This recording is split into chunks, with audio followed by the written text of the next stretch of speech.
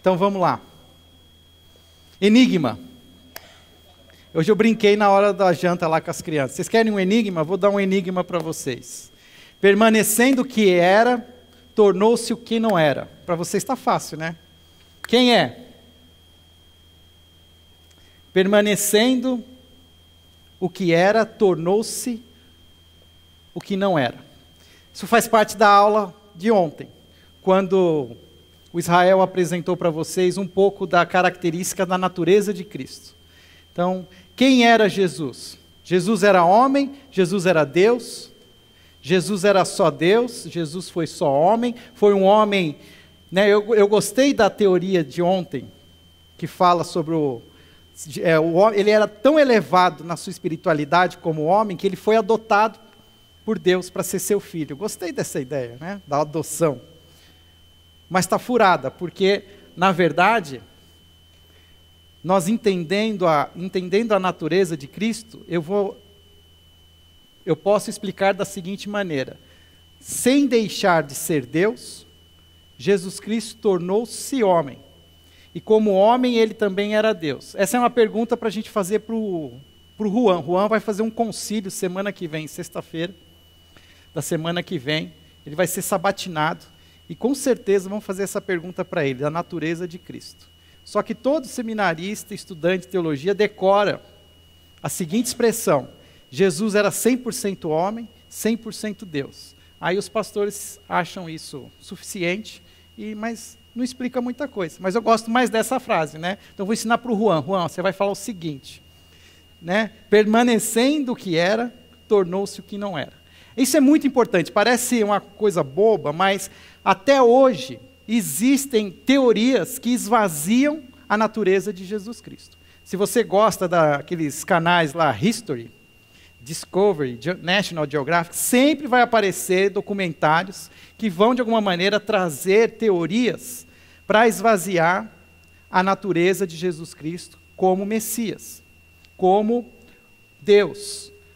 E nós não podemos nos esquecer disso. Jesus era de fato Deus encarnado, a plenitude, toda a plenitude de Deus estava em Jesus Cristo, carne e osso. Ok?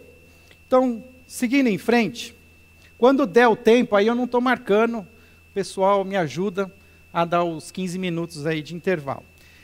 Vamos começar hoje, eu quero trazer para vocês um breve perfil histórico de Jesus. Ontem o Israel trouxe para vocês as teorias da natureza de Jesus. Não adianta vocês procurar isso na apostila, isso não está na apostila, mas você pode usar a apostila, o verso dela, para colocar aí algumas ideias suas. Eu posso passar essa apresentação para vocês depois, é só me mandar um e-mail e eu respondo para vocês. Mas se fôssemos fazer, entendendo, vamos voltar agora para o passado, vamos voltar lá para o início da era cristã, onde Jesus nasceu, naquele lugar chamado Palestina. Eu aprendi hoje estudando, você vê que toda vez que a gente vai estudando um pouco mais, hoje eu aprendi que o nome Palestina foi o nome dado pelo Império Romano à região da Judéia. A Palestina, que hoje a gente ouve nos jornais, hoje tem até aqueles que nascem na Palestina, os palestinos, a origem desse nome vem do Império Romano. O Império Romano chamava aquela região de Palestina.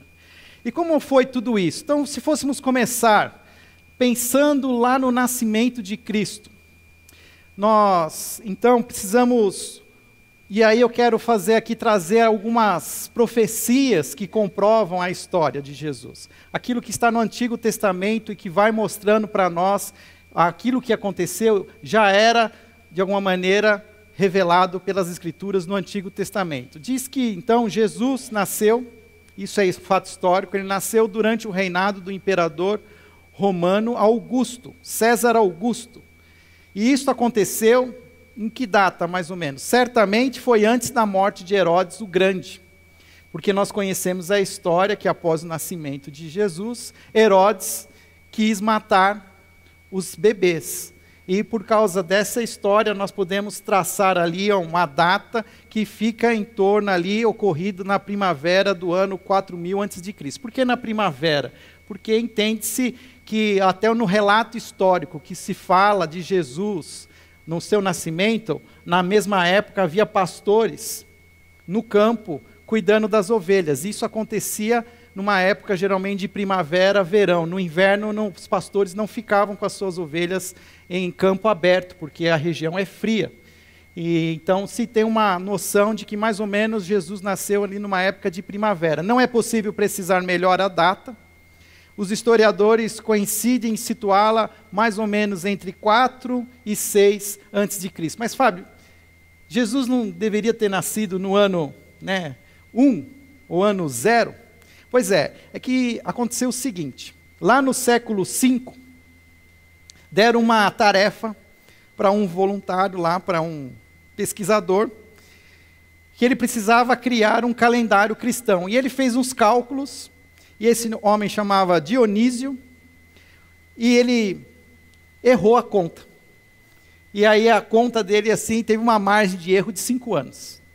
Então, quando ele estabeleceu o ano 0, na verdade, ele ele calculou errado e atrasou a data em quase 5 anos. Ou seja, então, quando a data que nós temos hoje, 2014, depois de Cristo, na verdade, trazendo lá para o passado, Jesus nasceu mais ou menos no ano 4 ou 5, depois do próprio Cristo.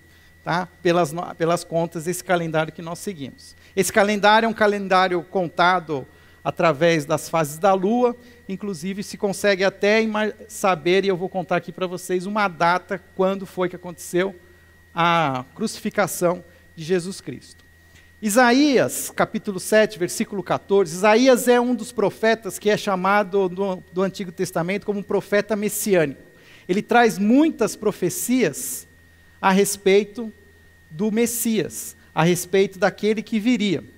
E o tempo todo, na verdade, nós podemos até chamar Isaías de um profeta evangélico, porque ele começa a profetizar das boas novas, antes delas mesmas, de fato, acontecerem. E ele, inclusive, traz essa profecia, que é a profecia que se cumpriu, que Jesus nasceria no ventre de uma mulher virgem, quando ele diz, por isso o Senhor mesmo lhe dará um sinal. A virgem ficará grávida e dará à luz um filho e o chamará Emanuel. Ok? Voltando ali para a ideia do imperador romano, isso é muito importante. Nós precisamos entender que quando Jesus nasceu, a Palestina não era essa região da Palestina, do Oriente Médio, onde está hoje até o Estado de Israel, não era um território independente, era um território romano. Eu trouxe aqui um mapa, eu preciso enxergar as coisas, então espero que o mapa aí vai ficar um pouco nebuloso, mas vocês conseguem ver ali a bota, né, da Itália, em amarelo. Então, o que é esse amarelo? Esse amarelo era o Império Romano na sua formação, a primeira extensão do Império Romano, era toda essa área. Depois ele foi aumentando e foi para aquele verde mais escuro. Você está vendo aquela escala ali? Ó, você passa do amarelo para o verde escuro. Aí tem o verde degradê, até que você chega no verdinho bem claro. Então, se você olha aqui comigo o mapa, e olha o mapa do lado direito, você vai ver que tem uma mancha amarela em cima e uma mancha verde escura embaixo. E no meio tem um verde clarinho, certo? Essa mancha verde clarinha é a Palestina. Então, baseado na legenda, nós percebemos que a Palestina ela foi anexada ao Império Romano muito posteriormente. Quase foi uma das últimas extensões do Império Romano. Na verdade, só aquela área rosa, são as últimas áreas anexadas ao Império Romano. Então, a Palestina ela tinha uma posição estratégica, porque nesse elo que se forma, esse círculo em volta do mar Mediterrâneo, que foi todo ele conquistado pelo Império Romano, precisava haver se fechar ali. E a Palestina ela era estratégica porque ela era o fechamento desse círculo. E ali havia uma rota muito importante entre um território ao norte chamado Síria e um território ao sul que nós conhecemos como Egito. Então, e havia uma ligação ali muito lucrativa de rota comercial entre a Síria e o Egito. e era obrigatório se passar ali pelaquela região da Palestina. Então, os romanos fizeram questão de anexar essa área ao seu império.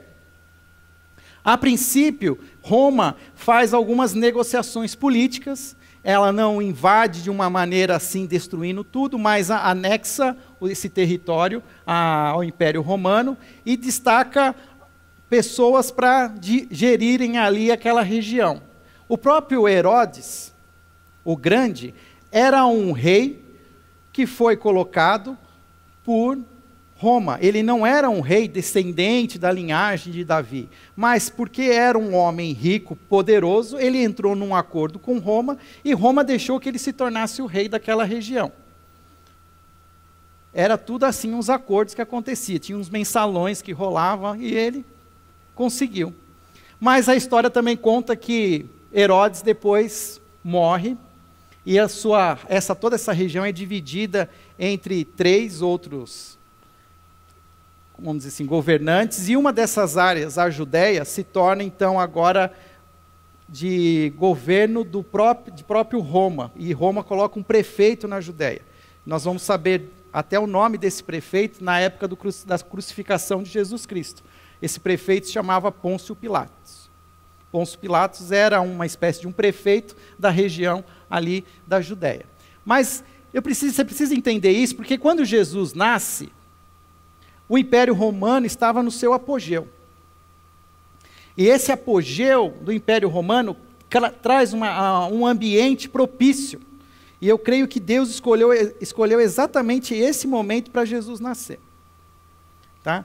Todas essas regiões marcadas aí eram dominadas pelo Império Romano, e todas essas regiões tinham já uma cultura influenciada por Roma, que havia sido influenciado pela Grécia. E o que aconteceu? Tinha uma língua uma língua ali internacional. Todo mundo falava o grego. Interessante, porque o próprio Evangelho, a história de Cristo, vai ser escrita em grego, e ela vai se expandir por todo o Império Romano, pois todo mundo leia o grego. E o grego, então, se tornou ali uma língua fundamental para a expansão ali da história de Jesus Cristo. E isso ocorre por causa do próprio Império Romano. Mas vamos continuar falando do nascimento. Jesus nasce numa cidade chamada Belém, que também é a terra natal do rei Davi. O rei Davi, que nós conhecemos, o famoso rei Davi, também nasceu nessa cidade de Belém. E nesta cidade, Davi também foi coroado rei. Miqueias, capítulo 5, versículo 12, é uma profecia falando que o Messias nasceria em Belém, quando diz: mas tu, Belém Efrata, embora pequena entre os clãs de Judá, de ti virá para mim aquele que será o governante sobre Israel. Suas origens estão no passado distante, em tempos antigos. E aqui vamos ver se eu consigo mostrar para vocês, né, jogando agora um pouco mais o zoom ali na Palestina, nessa região da Palestina, vocês vão ver que existe 4 regiões ali. Uma região mais ao sul, cercada de vermelho, essa região era chamada da Judéia. Essa região era governada pelo prefeito romano. Era nessa região que estava Jerusalém, a capital do antigo país, da antiga nação Israel. Israel hoje não é uma nação, é um território ocupado por um remanescente de Israel, de 2 tribos somente sobrevivem a toda a história, a tribo de Judá e a tribo de Benjamim. Judá, por ser uma tribo maior, acaba trazendo nome para aquela região. Então, Judéia, ela tem origem ali era a região onde habitava a tribo de Judá.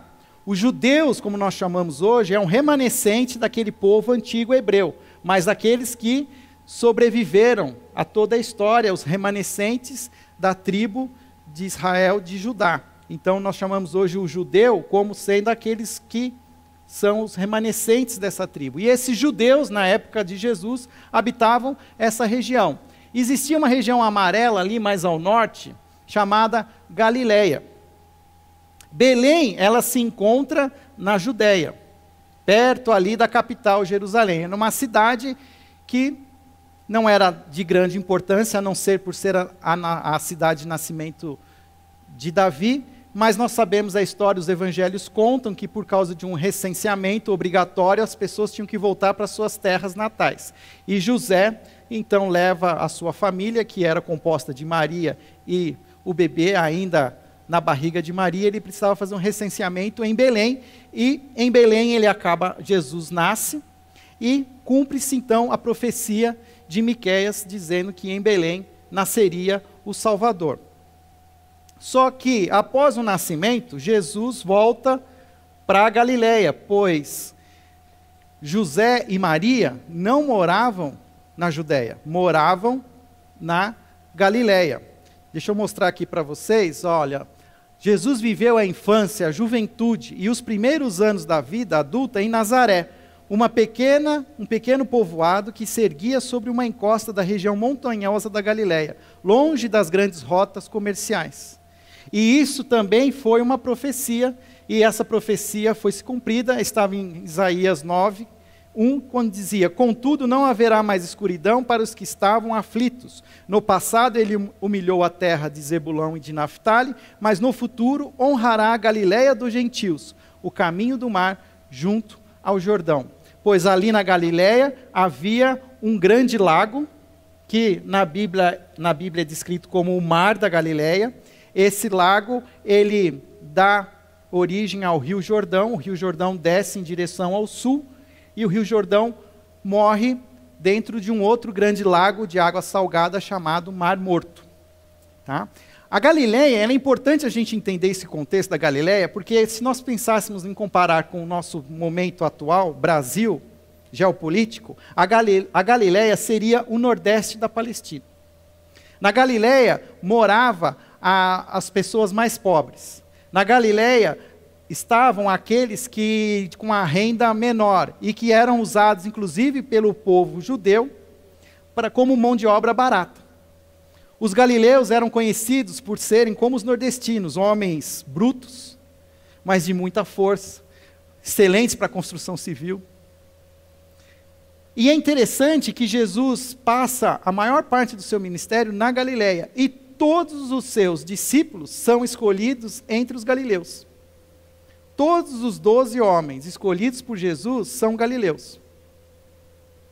São homens simples, homens que, assim, naquela sociedade, de um status menor.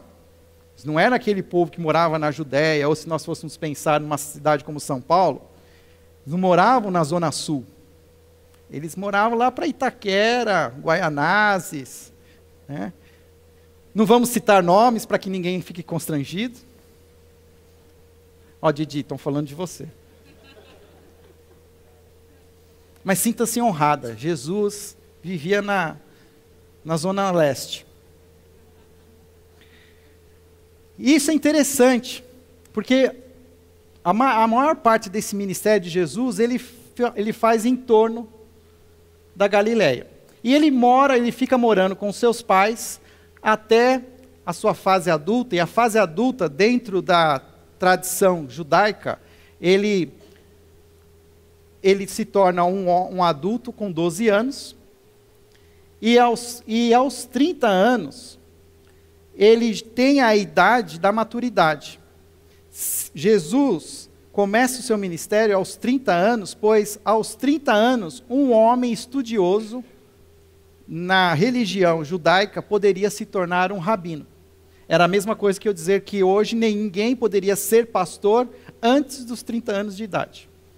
Então, na cultura da época, Jesus espera até os 30 anos para começar o seu ministério, para que ele tenha também reconhecido a sua idade e a sua autoridade, a sua maturidade.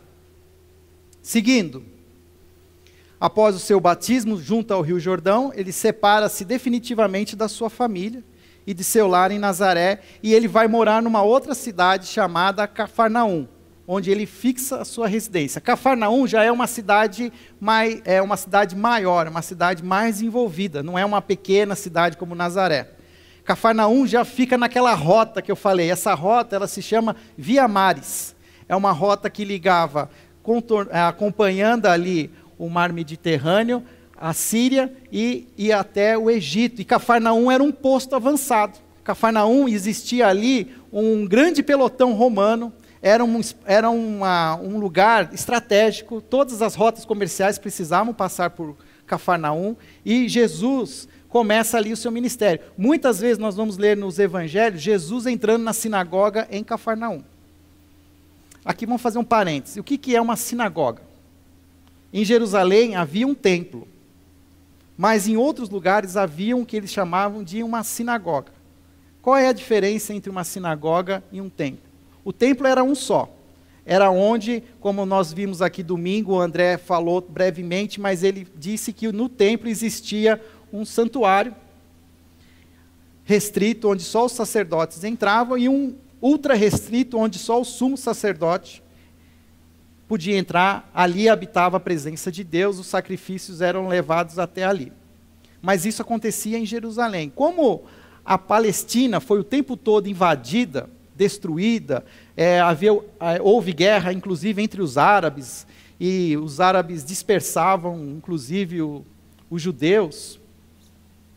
O que acontece? Esse judeu, não podendo ir para Jerusalém, não podendo ir prestar culto a Deus no templo, eles começaram a construir o que nós chamamos da sinagoga. São casas de oração, são lugares onde eles se encontravam para ler a lei, que era o que eles tinham na época, o Antigo Testamento, e fazer as suas orações. Em Cafarnaum havia uma sinagoga muito importante. Jesus, como na sua prática judaica, ele ia fazer as suas orações, e pela sua autoridade, davam a ele a oportunidade de ler as Escrituras. E ele faz isso constantemente. Tá? Para terminar esse slide, o conhecimento do contexto sociocultural e religioso permite reconstruir de maneira plausível alguns aspectos sobre o seu ofício de artesão e a sua educação no seio de uma família judaica. Jesus foi instruído dentro da tradição judaica. Jesus segue a tradição de aprender o ofício do seu pai. O seu pai era carpinteiro e Jesus aprende o ofício. E provavelmente ele trabalhou como carpinteiro até os seus 30 anos de idade. Sim.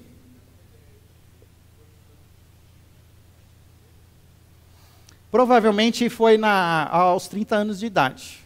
Foi momentos antes dele começar o ministério. Ele provavelmente já tinha os seus 30 anos. Então aqui de novo, só para vocês verem. Pena que no computador fica bem mais bonito. Mas qualquer internet que você digitar, digita lá mapa da Palestina. As Bíblias de vocês têm os mapas. Elas servem para a gente poder ter essa noção. Quando nós lemos os evangelhos, é importante você ter esse mapa na cabeça. Para você entender como Jesus ele circulava por toda essa região. Então, a partir de Cafarnaum, Jesus adota uma atividade itinerante. Jesus fica em Cafarnaum, mas a partir de Cafarnaum, tornando-se a sua base, ele visita várias regiões. Então, por volta do ano 27, 28, Jesus inicia uma atividade itinerante que o leva da Galiléia até Jerusalém. Foram 3 anos, ou até menos de 3 anos, que durou o ministério de Jesus Cristo. E nesse ministério ele foi algumas vezes para Jerusalém, mas ele não ficava em Jerusalém, ele voltava para Cafarnaum, até que ele fez uma última viagem para Jerusalém, quando acontece a Semana da Paixão, que tem muito a ver com essa época que nós estamos vivendo da Páscoa. Jesus se deslocava de um lugar para o outro, acompanhado por um grupo de discípulos e discípulas. Sua atividade concentrava-se em 2 tarefas: curar enfermos de diversos males e anunciar sua mensagem sobre o reino de Deus. E o primeiro momento onde nós vemos esse ministério acontecendo, o Israel, inclusive, citou ontem, acontece em Lucas capítulo 4, quando Jesus entra na sinagoga em Cafarnaum e lhe dá uma oportunidade de falar. E ele vai, pega um dos rolos, o rolo que ele pega é de Isaías, e é exatamente Isaías capítulo 61, do versículo 1 e 2, ele lê esse versículo. Só que ele já lê na primeira pessoa. Nós vamos ler Isaías, e o texto na íntegra de Isaías diz assim: o Espírito do soberano Senhor está sobre mim, porque o Senhor ungiu-me para levar boas notícias aos pobres, enviou-me para cuidar dos que estão com o coração quebrantado, anunciar liberdade aos cativos e libertação das trevas dos prisioneiros, para proclamar o ano da bondade do Senhor. E o texto de Lucas diz assim: Jesus fechou o rolo e diz: hoje cumpre-se esta profecia. Diz: eu sou a profecia de Isaías. E ali nós declaramos, e aí os estudiosos declaram, é o início do ministério de Jesus Cristo. A partir daquele momento, Jesus começa a mostrar, através da sua prática, o cumprimento da profecia, curando os enfermos, expulsando os demônios, e nós vamos ver que ele, inclusive, traz à vida algumas pessoas mortas.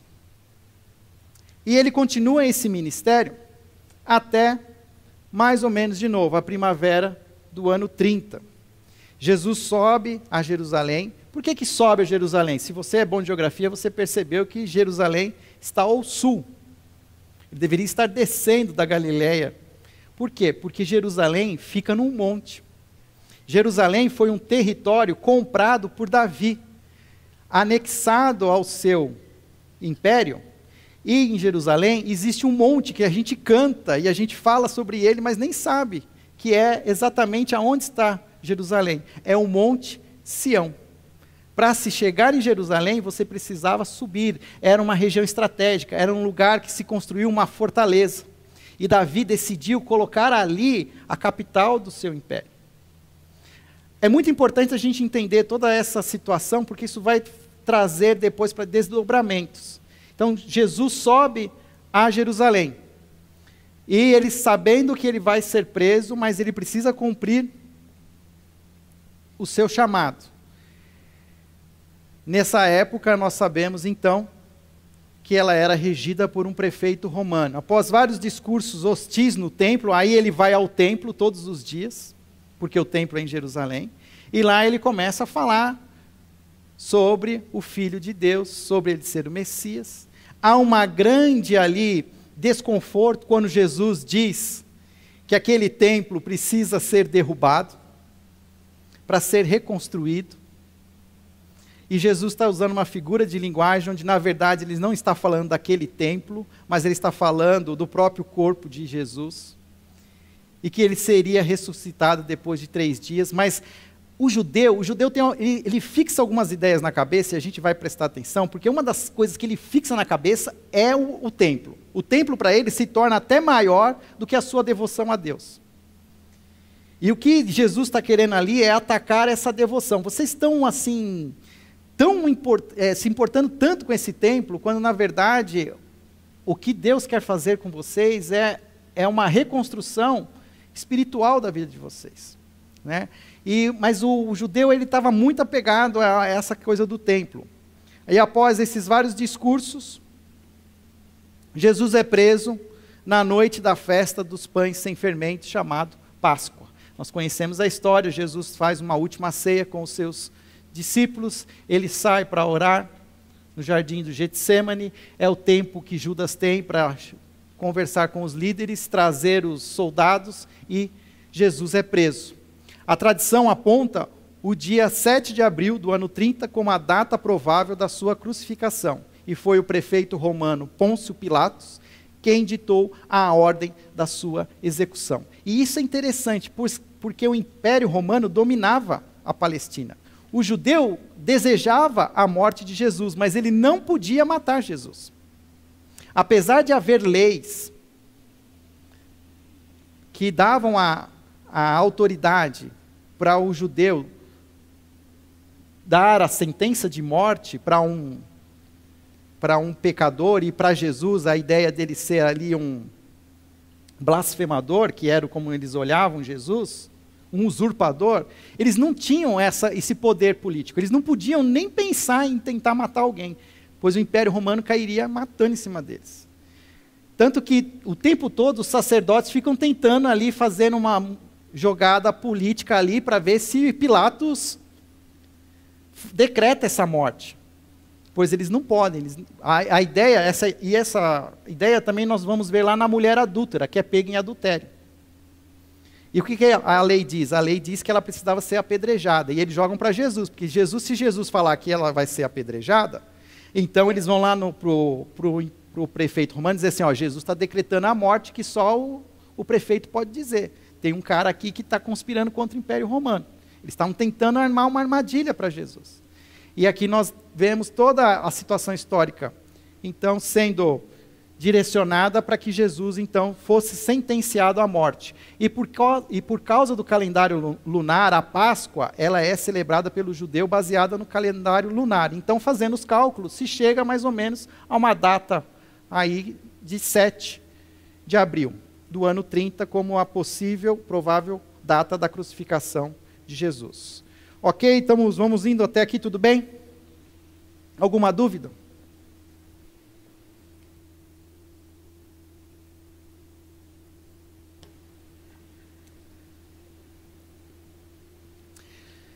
Há muitas profecias do Antigo Testamento que trazem detalhes de que essa execução aconteceria. E detalhes até muito claros de como seria essa morte de Cristo. Isaías, de novo, ele traz ali uma profecia dizendo assim, ofereci minhas costas àqueles que me batiam, meu rosto àqueles que arrancavam minha barba, não escondi a face da zombaria e dos cuspes. Isaías já trazia a profecia de que Jesus sofreria, ele sofreria agressão física, ele seria maltratado, cuspiriam nele. E continua, Isaías traz também, capítulo 53, no versículo 7, o capítulo 53, ele traz muitos detalhes. E aqui eu destaco o versículo 7, diz assim, ele foi oprimido e afligido, e contudo não abriu a sua boca, como um cordeiro foi levado para o matadouro, e como uma ovelha que diante de seus tosqueadores fica calada, ele não abriu a sua boca. Toda a história de Jesus Cristo vai se confirmando através das profecias do Antigo Testamento. Continua, o próprio versículo 12 do capítulo 53 diz assim, por isso eu lhe darei uma porção entre os grandes, e ele dividirá os despojos com os fortes. Portanto, ele derramou sua vida até a morte, e foi contado entre os transgressores, pois ele levou o pecado de muitos, e pelos transgressores intercedeu. Então, o tempo todo nós temos detalhes do que aconteceria com o Filho de Deus. Tanto nós hoje é muito mais fácil, nós lemos esses textos e nós identificamos Jesus muito facilmente, nós temos toda uma história passada para nos ajudar. Mas é interessante que o judeu, mesmo conhecendo essas profecias, ele parece não entender, mesmo elas se cumprindo aos seus olhos, eles não veem Jesus como esse Messias, como o Filho de Deus. Eles estão cegos. É interessante. Tanto que existe uma pergunta. Por que os cristãos primitivos designaram Jesus Cristo, Jesus como o Messias, mas os próprios judeus não o reconheceram? Após a morte de Jesus, a história conta que ele ressuscitou 3 dias depois. E começam-se a contar a história de Jesus ressuscitado. O Israel vai contar a partir de amanhã, vai falar que 2 coisas são muito claras, e elas fazem parte ali da cristologia, e elas precisam ser evidenciadas. Uma delas é o papel salvífico de Jesus Cristo, morrendo na cruz. Mas esse papel salvífico, ele não é completo, até que tenha também a ressurreição. Então, Jesus, na verdade, prova ser ele o Cordeiro, o Filho de Deus, e aí tem todos os nomes que nós vamos dar, a partir da sua morte e da sua ressurreição. Aqueles que seguiam a Jesus naquela época, entendendo isso, começam a seguir a Jesus. E começam a chamar Jesus de Cristo. Até então, essa designação para Jesus de Cristo não era tão popular como é para nós hoje. Hoje, na verdade, é como se fosse o segundo nome de Jesus. Muito facilmente a gente fala Jesus Cristo. Mas Jesus é o nome do homem. Cristo é um atributo, é uma qualidade que Jesus tem. O Israel vai falar depois, numa outra noite, sobre todos esses atributos, esses nomes de Jesus. Mas hoje nós vamos trabalhar mais nessa ideia do atributo do Messias. E fica claro para os primeiros seguidores de Jesus que Jesus é o Cristo, o Filho de Deus. Mas o judeu não entende. O judeu não consegue entender que Jesus é o Messias. O judeu tem uma compreensão diferente. E por quê? A gente precisa entender um pouco mais essa questão, o título e esse conceito de Messias. Historicamente falando, o conceito de Messias é o conceito mais importante que nós precisamos ter quando nós falamos de cristologia.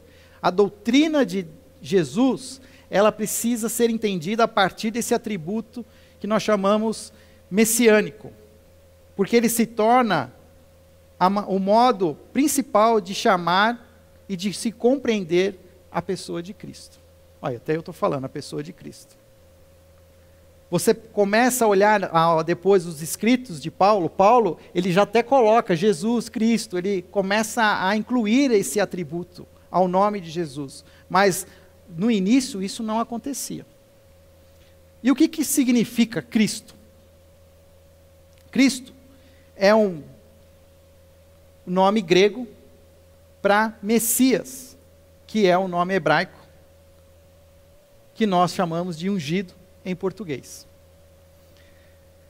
Christus, grego, Messia, hebraico, ungido, português. No Antigo Testamento, nós não vamos ter a palavra Cristo, mas nós vamos achar Messias, ungido, pois o Antigo Testamento é escrito em hebraico. Já os textos do Novo Testamento vão ser escritos em grego. Então se faz a tradução da palavra Messias para Cristo. E, naturalmente, conforme foi se elaborando o conceito, o nome Cristo se tornou o próprio nome próprio de Jesus. Jesus, o Messias, Jesus, o ungido de Deus, Jesus, o Cristo. Entenderam? Isso é importante. O uso mais antigo da palavra ungido, ela aparece pela primeira vez num texto de 1 Samuel, no capítulo 2, no versículo 10. Quando, no cântico de Ana, Ana louva a Deus pela sua gravidez. Ela está grávida de Samuel.